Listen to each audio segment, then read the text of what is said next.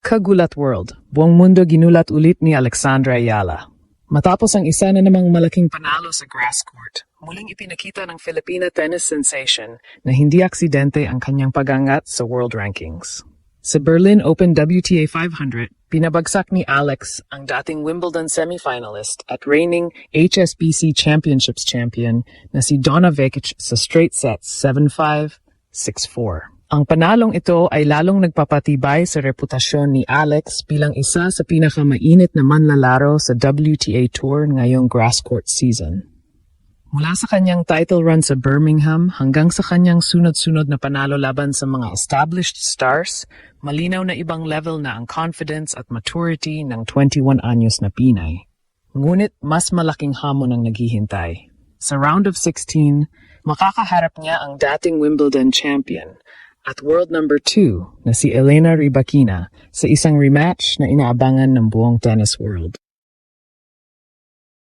Nung huli silang nagharap sa Rome Masters noong clay season, nanaig si Rybakina sa 2 sets. Ngunit ibang sitwasyon ngayon. Grass court ang ibabaw at dito kasalukuyang nagliliyab si Alex. Ang tanong ngayon ng tennis fans sa buong mundo, makakaganti kaya si Alex? Kaya ba niyang maituloy ang kanyang fairy tale run laban sa isa sa pinakamalalakas na server sa women's tennis?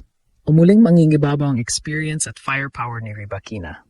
Ano man ang mangyari, isang bagay ang malinaw, hindi na basta wildcard si Alexa. Isa na siyang tunay na contender na kayang magbigay ng problema kahit sa pinakamalalaking pangalan sa WTA Tour. At habang papalapit ang Wimbledon, lalong tumitindi ang excitement para sa susunod na kabanata ng kanyang historic journey.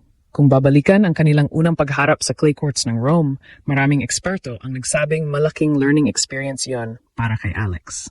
Natalo man siya sa laban na iyon, nakita ng tennis world ang kanyang competitiveness laban sa isa sa pinakamalalaking pangalan sa sport. Si Elena Rybakina ay kilala sa kanyang elite serve, flat ground strokes, at kakayahang kontrolin ang rallies mula sa baseline. Sa clay, natural na may advantage si Rybakina dahil sa kanyang experience at ability na magdikta ng pace. Ngunit ngayon, ibang kuwento na ang Berlin. Sa nakalipas na ilang linggo, napakalaki ng ipinakitang improvement ni Alex sa grass court. Ang kanyang movement ay mas explosive. Ang kanyang return game ay mas agresibo.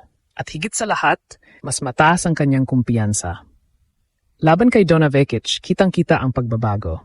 Hindi siya naglaro bilang underdog. Naglaro siya bilang player na naniniwalang kaya niyang manalo.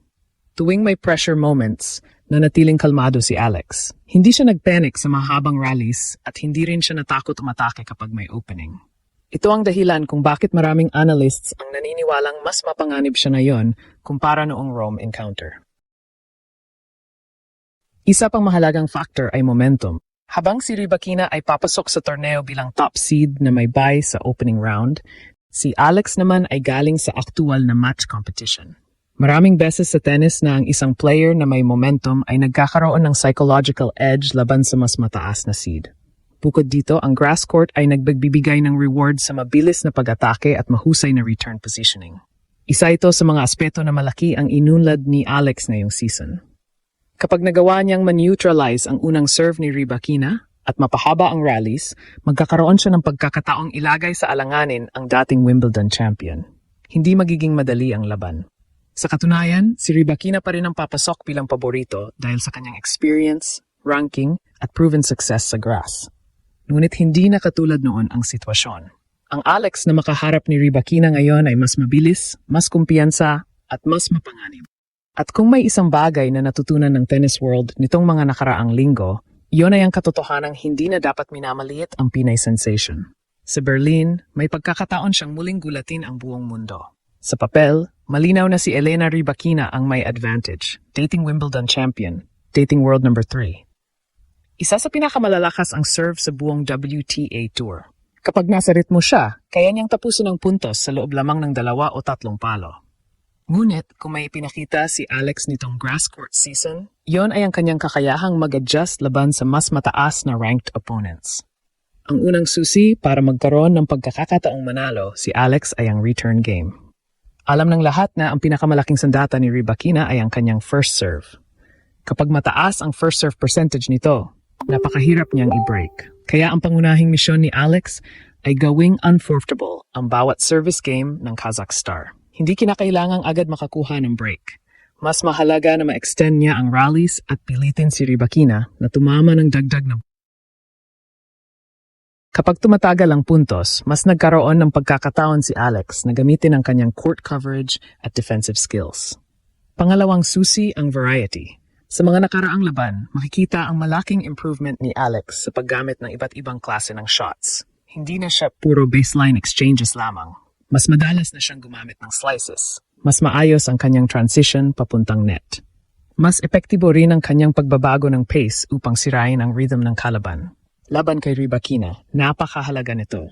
Kapag naging predictable ang laro ni Alex, maaring kontrolin agad ng dating Wimbledon champion ang bawat rally gamit ang kanyang power.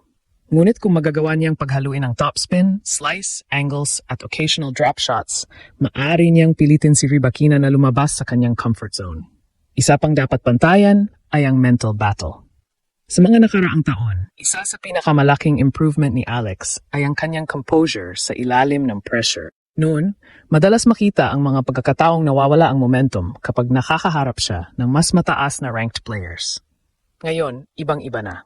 Makikita ito laban kay Donna Vekic kung saan nanatili siyang kalmado kahit sa mahihirap na bahagi ng laban. Kapag umabot sa dikitang set o tie-break ang laban kontra Rybakina, magiging napakahalaga ng mental toughness na ito. Hindi rin may kakaila ang confidence factor. Habang si Rybakina ay may pressure bilang isa sa mga paborito sa torneo, si Alex naman ay malayang nakakapaglaro bilang isang player na maraming momentum at walang malaking pressure sa kanyang balikat. Minsan, ito ang pinakamapanganib na uri ng kalaban.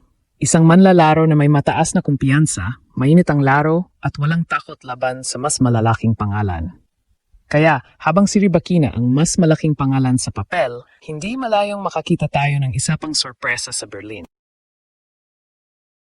At kung magpapatuloy ang kasalukuyang porma ni Alex, may tunay siyang pagkakataong makuha ang pinakamalaking panalo ng kanyang career at makapasok sa quarterfinals ng isang prestihiyosong WTA 500 tournament.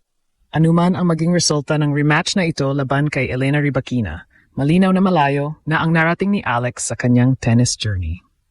Mula sa pagiging promising junior prospect hanggang sa pagiging isa sa pinakamainit na pangalan sa women's tennis ngayong grass court season, patuloy niyang pinatutunayan na kaya niyang makipagsabayan sa pinakamahuhusay sa mundo. Ngunit para sa milyon-milyong Pilipino, higit pa sa panalo o talo ang laban na ito. Ito ay pagkakataong muling ipakita na ang isang Pinay athlete ay kayang mangarap at makipaglaban sa pinakamataas na antas ng international tennis. Habang nakatutok ang buong mundo sa Berlin, isang bagay ang sigurado. Handa na si Alex para sa mas malalaking laban, mas matataas na ranking, at mas makasaysayang tagumpay sa hinaharap.